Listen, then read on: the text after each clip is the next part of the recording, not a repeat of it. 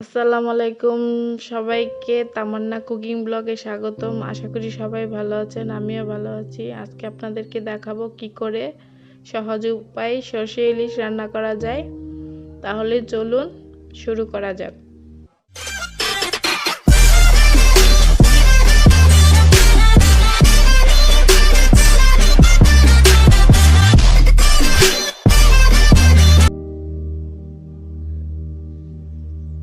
আমি এখানে সাদা সরিষা নিয়েছি 4টে, কাঁচামরিচ দিয়ে বেটে নিব। কাঁচামরিচ কারণ হলো যেন সরিষার তেতো ভাবটা না থাকে। তো আমি এখানে ইলিশ মাছ নিয়ে নিলাম 4 পিস, পেঁয়াজ কুচি দিয়ে দিলাম। আমি আজকে ইলিশ মাছটা রান্না করব একদম অল্প মশলায়। অল্প মশলা স্বাস্থ্যের জন্য ভালো। দিয়ে দিলাম পেঁয়াজ আর সরিষা বাটা।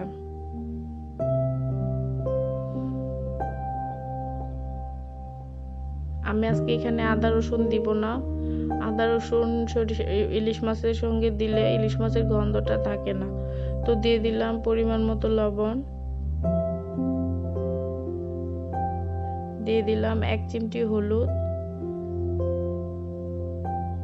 অল্প পরিমাণ মরিচ গুঁড়ো,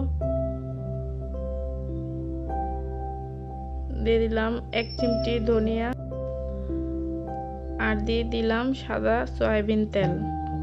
যারা সরিষার তেল খান না, আমার কাছে সরিষার তেল আর সরিষা বাটা দিয়ে ঝাঁঝালো লাগে, তাই আমি সয়াবিন তেল খাই। যারা খান না তারা আমার রান্নাটা ফলো করবেন। আর আমি অল্প মশলা দিলাম, কারণ অল্প মশলা স্বাস্থ্যের জন্য ভালো।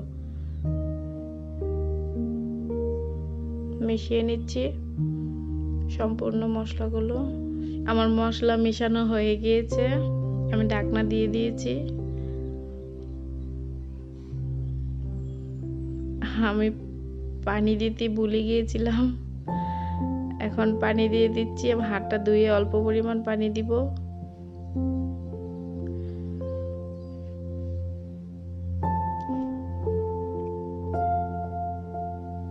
তো আমি চুলা অন করে দিয়েছি, আবার ঢাকনা দিয়ে দিলাম। ঢাকনা দিয়ে আমি রান্না করব। তো আমার ইলিশ মাছ এক পাশ সেদ্ধ হয়ে গিয়েছে, আমি এখন মাছটা উল্টিয়ে দিব। ইলিশ মাছ নরম থাকে, তাই আলতোভাবে উল্টিয়ে দিতে হবে। আমি উল্টিয়ে দিচ্ছি।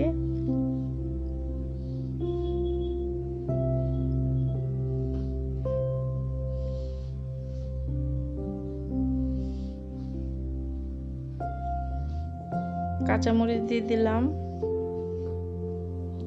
কাঁচামরিচ দিয়ে নেড়ে চেড়ে নিচ্ছি। এবার আমি ঢেকে দিব।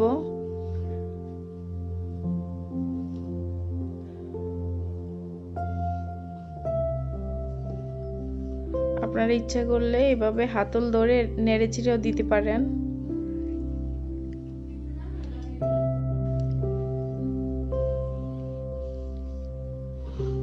আমি আবারও ঢাকনা করলে নেড়ে দিচ্ছি।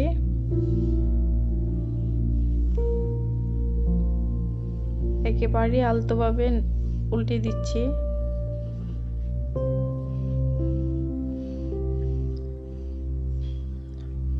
আবারও ঢেকে দিলাম।